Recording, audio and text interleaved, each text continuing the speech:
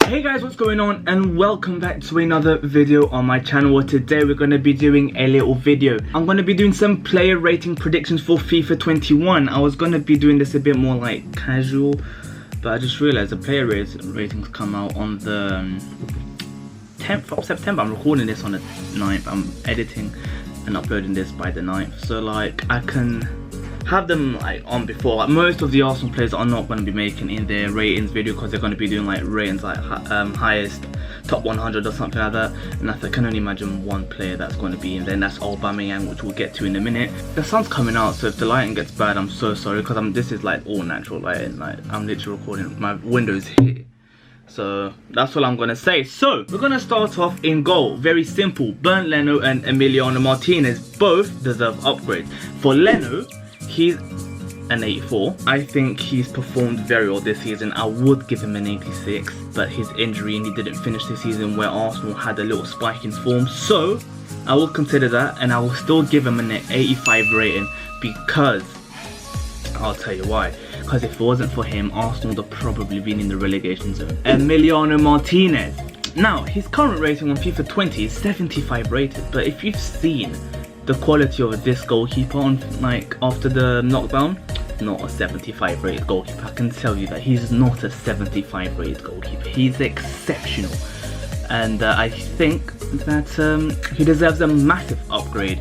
Not only before lockdown, he was also performing well when he played in cup games. I think he was already performing quite well and really showing his quality that he wanted to knock for first team football. But obviously you just can't take Leno out of the team when he's like playing so well. But when he got his chance, he took it 100%. And I think Emiliano Martinez goes from a 75 rated to an 80, because I think he's that good. He's at least an 80 rated, and I feel like if he gets enough first team football, he can get even higher. And I don't blame him if he leaves Arsenal to get first team football. I don't blame him for that whatsoever. He's that good of a goalkeeper. So now we're going to go into defence. We're going to start off with Ainsley Maitland-Niles, who was a 75 rated right wing back. I don't know what position he would be, but I'm just going to go off the fact he's a right wing back on FIFA 20, so I'm just going to put him in the defender section. He's a 75 rated. I feel like a few months ago I could have probably told you that, yeah, that's around his quality, but he has very much impressed me in Arteta's new system. Dom Traore, fucking Rashford, who else? Salah, Mahrez. They all failed the Ainsley Maitland-Niles test, and I think he deserves so much credit for that. He's going from a 75 rated, in my opinion, to a 78.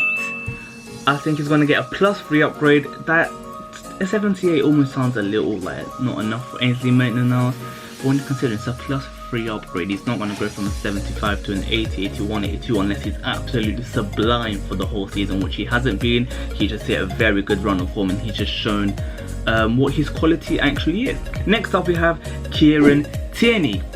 Now, this guy is an absolute baller. He's definitely the second or the third best left back in the league, in my opinion. He's a 76 rated on FIFA 20, and that can't be having that. He's, in my opinion, at least an 80 rated for FIFA 21. He's exceptional. Post lockdown just convinced me so much that he's at least an 80 rated, and I hope EA can see his quality and give him at least close to that. Next up we have Cedric Suarez. He's a 76 rated player. He hasn't really featured that much this season. He got injured whilst at Southampton, and at Arsenal he didn't play many games, but I think that EA is going to upgrade him from a 76 to a 77 just from the pure basis that he's come to a better team. Like EA does this a lot. When like a player goes to a better team, they just get an upgrade for no reason. So I think Cedric is going to get a 76 to a 77 just off the basis that EA just wanted to upgrade him because he's moved to a bigger team. And same thing with Rob Holding, not the whole transfer thing, but the whole 76 to 77. I think Rob Holding had a bit of an inconsistent season, but he has shown enough quality to be upgraded by 1, because he wasn't the biggest problem at Arsenal, and the fact we finished 8th wasn't really his fault, in my opinion. Cool, now here's where the real downgrade starts. Sead Kolasinac. He's a 79 rated on FIFA 20, and how the fuck has he pulled that off? I don't know. In my opinion, for FIFA 21, Sead Kolasinac should be, you ready? A 76 rated left back, because he, in my opinion, is fucking dreadful, and he doesn't deserve nowhere near that 80 rated. Meanwhile, I think I should probably fix the lighting, because I can see it like I'm pretty like lights. Okay, please say yeah, we can rock and roll with this. We can rock and roll with this. Mustafi. Now, this, I think my opinion is going to be quite unpopular. Yes, I think it's a popular opinion that Mustafi has performed very well since Mikel Arteta's come in. But this is where my opinion gets unpopular. I think Mustafi this season was already performing before Arteta came in. Sitting on the bench, playing the Europa League, playing cup games, and I think he was actually playing quite well with Unai Emery at the start of the season as well. I remember a few games at Frankfurt, at Victoria Guimaraes. I remember a few games where I'm like, Mustafi, do you know what? He's like got his head down and he's performing very well even before Arteta come in. So for FIFA 21, I'm going to give Mustafi an upgrade. He's going to get an 80 rating in my opinion. I think Mustafi deserves that. He's done more than enough for that. And that run of form of when Arteta came in, he's like, it got to the point where we were upset. We were upset that Mustafi was out for the cup final. That says a lot. So credit where credit's due. Mustafi's done brilliantly. Hector Bellerin is up next, and he started the game at an 80 rating. I don't think he's done anything to warrant anything higher. He got that ACL injury with Emery against Chelsea, and he didn't play until properly until January this season. So I don't think he's had enough of an opportunity to prove himself that he's gotten worse or gotten better. So I'm going to keep him at an 80 rating. But probably that pace, that will probably have to go down for me. Next up we have David Luiz, yeah? He's an 83 rated on FIFA 20. Although he did hit a fantastic run of form post-lockdown after the whole Man City game, I feel like that was a bit too little too late. He did have a very month or two of very good form, especially in the big games at Wembley. Man City and Chelsea, he was sublime. Against Liverpool, he was sublime. But I think the first half of the season was too poor, and he did set a record for most penalties conceded by one player. So I don't think he's warranted an upgrade. I don't think he's warranted staying at an 83, but I think an 82 is fair. If he didn't hit the run of form at the end of the season, I'd have probably been looking at an 80 to an 81. But you know what? That run of form has convinced me to like not be as hard on him and give him an 82 rated card. Here's, in my opinion, probably one of the biggest downgrades I'm going to be given in this video, if not the biggest. I haven't done the maths, probably the biggest. Socrates Papastathopoulos. He's barely played this season. When he has played, he's not been very good. He's been playing at right back when Arteta came in. He warrants a very big downgrade. He's an 84 rated centre back on FIFA 21. I think for FIFA 21, he should go to an 80. So that's a -4 downgrade. And our last defender, I know when I said Ainsley, he's been marked as a defender, but Chambers has been marked as a CDM. When the fuck has he played CDM for Arsenal? Absolutely never. So I know he played there for Fulham, that's why he's a CDM here, but for Arsenal he's never been a CDM, so I'm going to judge him as a defender. If it wasn't for his injury, I'll be looking at an upgrade. I feel he started the game at 75. He came into the team and he did perform quite well in my opinion, and I think he's just going to stay at 75. I think next season when he comes back from injury, I hope Arteta gives him a chance, and so 75 for Callum Chambers. Now this is where we get to the massive fucking upgrades. Bukayo Saka, he started FIFA 20 with a 65 rating. This is one thing I'll give Unai Emery some credit for. He did give Saka the opportunity, and holy shit has he paid off. Bukayo Saka, I'm going to give him plus 13 upgrade from a 65 rating. I'm going to give an upgrade to a 78 rated. It would not be a shock if he was higher rated, but it wouldn't be too much of a shock if he was around the 75, 76 rated either. Out of all Premier League players in all competitions, he was third for most assists. An 18-year-old getting how many assists was it? 12, 13 or something like that? Do you understand how incredible that is? Only Trent Alexander-Arnold and Kevin De Bruyne manage more assists out of all the Premier League players in all competitions.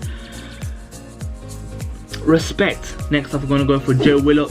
He's going to get a big upgrade as well. Not as big. He's going to go from a 67 rated, in my opinion. He's going to go to a 75. Why? Because I think it's just like nature for EA to just like give a player a fucking gold card if they get enough first team football at a big club. Like I think I'm going to give Willock a 75. I forgot if I said it, but 67 to a 75 is not bad. The +8 rating, so that's not bad whatsoever. Next up, we're going to go with Matteo Guendouzi, and Guendouzi he's just going to stay 75. He's going to stay at 75. Next up, Granit Xhaka. We're going to have a fucking insane upgrade. I'm just joking. He's not going to be an 86 rate like everyone's fucking sharing on Twitter. Granit Xhaka, he started the season off dreadful. But he turned it around.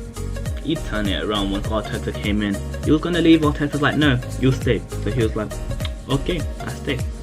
And Jesus Christ, wow! I don't think I've ever seen like such a difference in a player's quality in such a close period of time. It's insane. So Granit Xhaka, although I'm not going to give him a massive upgrade because of the first half of the season, I think he has done enough in the second half to warrant that upgrade. So I'm going to give him an 82 rated card. I feel like if he carries on performing how he is with Arteta for next FIFA, we can be looking at an 84, something like that for Granit Xhaka, because he is a very good centre midfielder.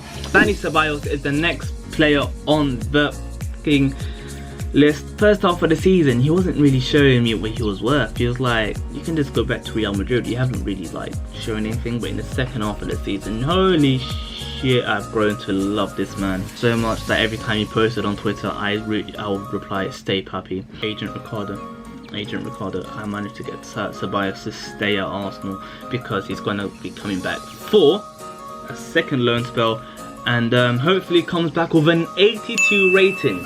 An 82 rating is going to get a +1 upgrade. Now, another downgrade, we're going to come in with Lucas Torreira. He's currently an 82 rating on FIFA 20, and I think he's had a horrible season, and not really from fault of his own. Unai Emery decided to play him at a number 10, then he got injured, in and out of the team, like his confidence was quite low, he never really managed to come back and like solidify his spot.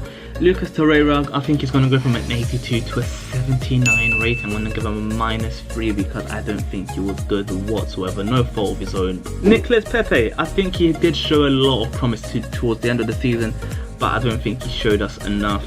He started the season off with an 83 rating for FIFA 20, and I think he's going to start FIFA 21 also with an 83 rating. I don't think he's done enough to warrant a downgrade, but I don't think he's done much to warrant an upgrade. Like, EA might just give him an 84 just because he's got some Premier League experience in him now, and you know, EA just bum-lick Premier League players sometimes, but I think an 83 is fair for Pepe.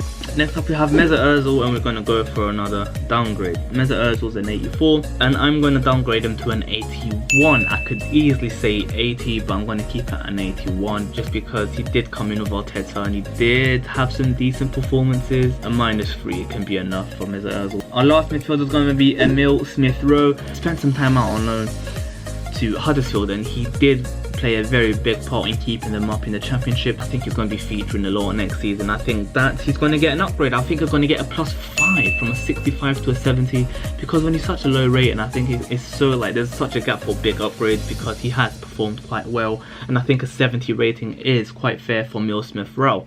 Next up, we're going to go into the attackers. There's 5 players left. We're going to start off with Gabriel Martinelli. He's a 68 rating. I think he's going to get a massive upgrade just for the fact he's Brazilian. He did play very well when he was like fit. He's going to go from a 68, and I'm going to give him a 79 rating. I will not be annoyed if he gets a 77/78. I'll just get quite annoyed if he doesn't get the 4-star weak foot and skill moves. So yeah, and Nketiah's up next. And he's the difficult one because some games he's like, yeah, he does have some quality, but some games I'm just like, hello. But he started the game as a 68 rating. I do think that's quite low for Eddie Nketiah. I'll be giving him a 75 for my FIFA 21 prediction. Yeah, I think that's fair because he's performed and scored enough goals to like warrant gold status, but I don't think he's amazing. So I think 75 is good. Just he's a gold, but he's nothing spectacular, and he's clearly below our other youngsters. Speaking about our other youngsters, we're going to go for Reiss Nelson, and he started the game off as a 72. Unfortunately, I don't think he's done enough to warrant a massive upgrade. I think he has had some like bright spots and has had some decent performances, but overall he hasn't been consistent and he hasn't been anything amazing. So I'm going to give Reiss Nelson from a 72 to a 74 rating, a +2 upgrade.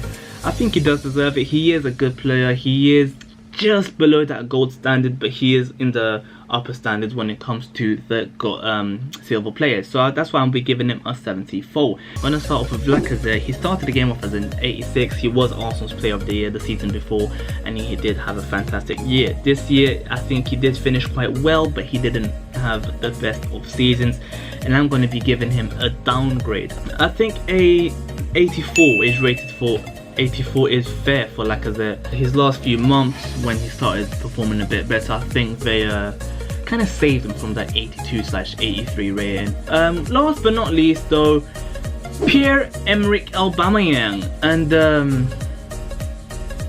I just realized I've completely forgot the new signings, so I'm just going to do it like from the top of my head and just give it the new signings after. So we're going to finish off with Aubameyang, then we're going to go for the new signings.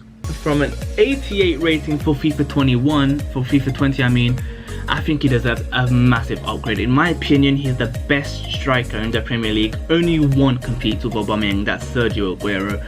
So I think I'm going to give Aubameyang, this could be a bit biased, but I think Aubameyang warrants a 91 rating for the FIFA 21. I think he's that good. So quickly, we're going to go for our new signings. Who did we get? We've got Saliba, we've got Gabriel, we've got Willian. Cool. Willian, what's Willian's rating?